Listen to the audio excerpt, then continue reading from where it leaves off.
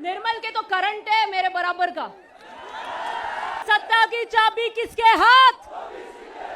Colonel साहब मुझे कह रहे हैं 5-7 मिनट बोलना, छोटा भाषण देना मेरे को आता नहीं है। मैं राजनीति का वनवास मंजूर कर सकती हूं, लेकिन मेरे पिता के संघर्ष और दर्द से राजनीतिक रूप में पैदा हुई, परशुराम मदेरणा के सिद्धांतों से पैदा हुई हूं। उछल कूद की राजनीति नहीं कर पाऊंगी। अभी तक महाराज का वीडियो है थे फेसबुक पर देख रहे हो या यूट्यूब पर, अब थे माना देख को सबसे पहले हमारा ऐप के ऊपर आप जाओ गूगल प्ले स्टोर पर और डाउनलोड करो झलको ऐप ने। थारे आसपास की देसी अंदाज में हर पल की खबर ही बताने मिलेंगी। सत्ता की चाबी किसके हाथ? कर्नल साहब मुझे कह रहे हैं 5-7 मिनट बोलना, छोटा भाषण देना मेरे को आता नहीं है। लाख बर्फ गिरे, लाख तूफान आए, वो फूल खिल के रहेंगे जो खिलने वाले। कितनी साफ गोई से, अब मुझे पता नहीं मेरे चाचा लगते हैं कि ताऊ लगते हैं। कर्नल साहब ताऊ लगते हैं।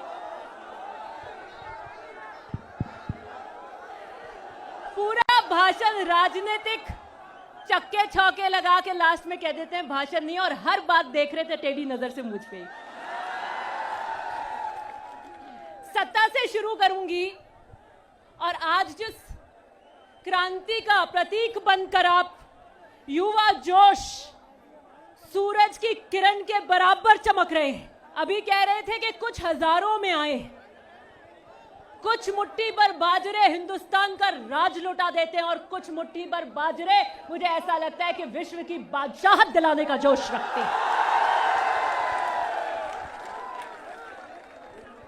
आप जो युवा वर्ग आज यहां आए हैं, 20, 25, 26, 27, 28 साल के करीबन, अरे बैठ जाओ, कि आपकी आयु होगी।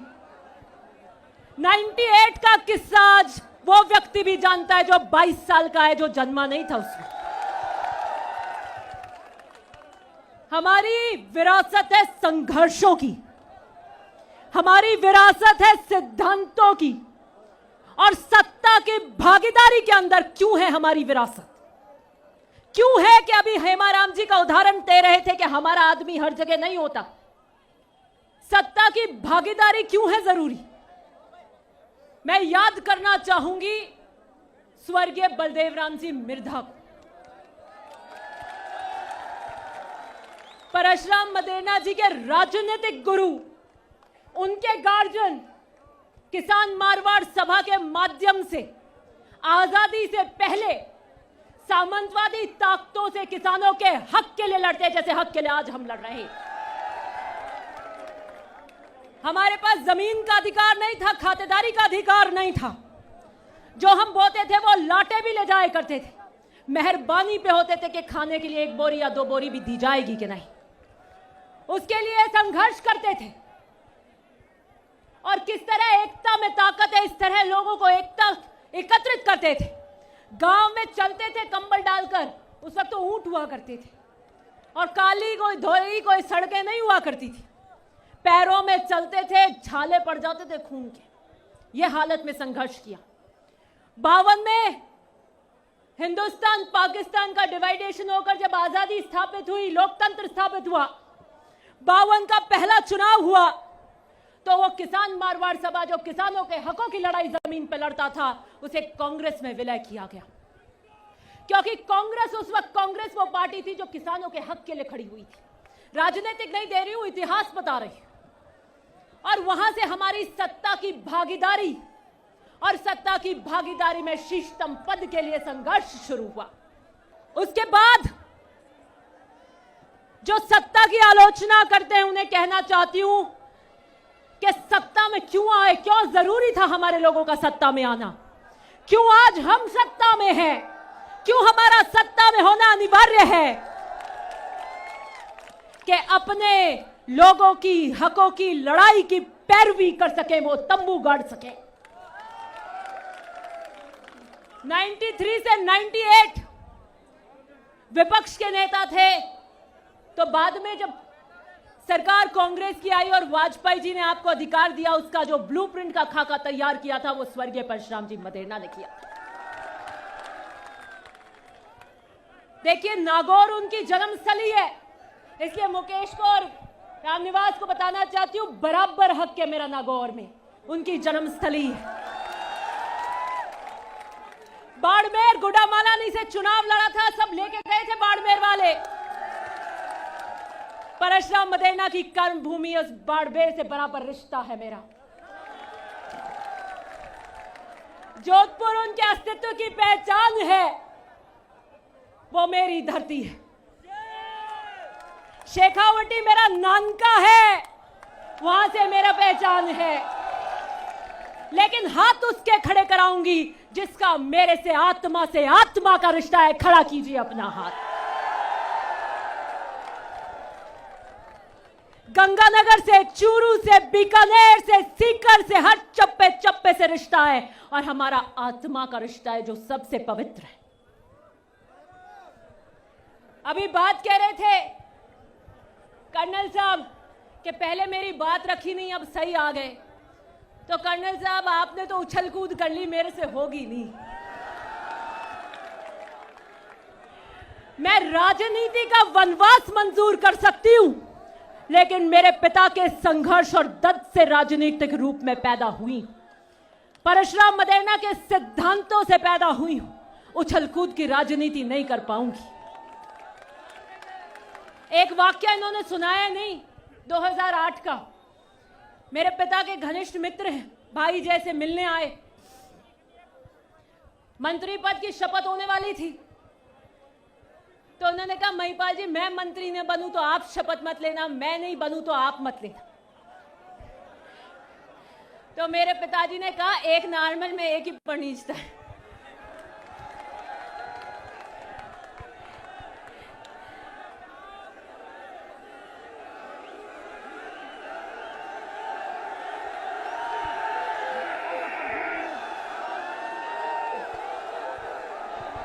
ये मजाक की बात है। वो ये नहीं बता रहे, वो ये बता रहे हैं कि मैंने परशुराम जी के मुख्यमंत्री के लिए भी बात कही थी। इसलिए राजनीतिक रूप से हमें आना जरूरी है। मैं सही बात कह रही हूं जो कर्नल साहब बात करते हैं, मजाक की बात है कि क्या घनिष्ठ का संबंध था। वो उन्होंने मजाक की बात करी थी और उन्होंने कहा था कि मुख्यमंत्री बनाइए मदेरणा साहब को। बात का संदर्भ समझिए। और आपको दूसरी बात कहना चाहती हूं कि सत्ता की लड़ाई में साथियों, सत्ता की लड़ाई में ओबीसी की भागीदारी होनी जरूरी है। शांत हो जाओ साथियों, पूरी बात कहने दो उनको। सत्ता की भागीदारी में ओबीसी की लड़ाई होनी जरूरी है और मैं सलाम करती हूं कर्नल साहब को जिन्होंने इसका झंडा उठाया। मैं सलाम करती हूं हर एक नेता का जिसने ओबीसी का झंडा उठाया। मैं सलाम करती हूं राजा राम मील जी का, हरीश जी का, मुकेश जी का, गावड़िया जी का, जो सोच लेकर वो आगे बढ़ रहे हैं। निर्मल के तो करंट है मेरे बराबर का। वो कहावत है ना कि आंख में रंग होना चाहिए, हस्ती में तेवर होना चाहिए, तो उसको आत्मसात करता है निर्मल। मैं सलूट करती हूं राजेंद्र जी को, कड़वासरा जी को। मैं सलूट करती हूं इन दोनों को, राजेंद्र जी कड़वासरा और नरपत जानी जी को, जिन्होंने इस क्रांतिकारी आयोजन की नींव रखी और बिगुल बजाया। हम तो आए हैं कि सत्ता के अंदर आपकी बात रख सके, लेकिन अगर श्रेय जाता है तो आपको जाता है जिसने जमीन पे इसके लिए संघर्ष किया। लड़ाई तो हमें करनी थी जनसंख्या के हिसाब से, आरक्षण के लिए जनसंख्या के हिसाब से, और हम मैदान में आ गए हैं ओबीसी आरक्षण को बचाने के लिए स्टेज सजाकर। 3 बातें मुझसे पहले कर्नल साहब ने कही थी, क्योंकि उनका आदेश है कि थोड़ा छोटे में बोलना। कर्नल साहब का माइक लेते ही मेरे को आदेश था कि थोड़ा 5-7 मिनट में बोलना। बात तो उनकी रखनी पड़ेगी। जो रोस्टर का सिस्टम है उसमें जो विसंगतियां हैं वो सुधरनी चाहिए। अप्रैल 2018 का जो प्रपत्र है वो कैंसिल होना चाहिए। जो वेकेंट लिस्ट निकालकर ओबीसी के पदों को पुनः जो नुकसान हमारा 2018 से होना चाहिए उसकी भरपाई होनी चाहिए।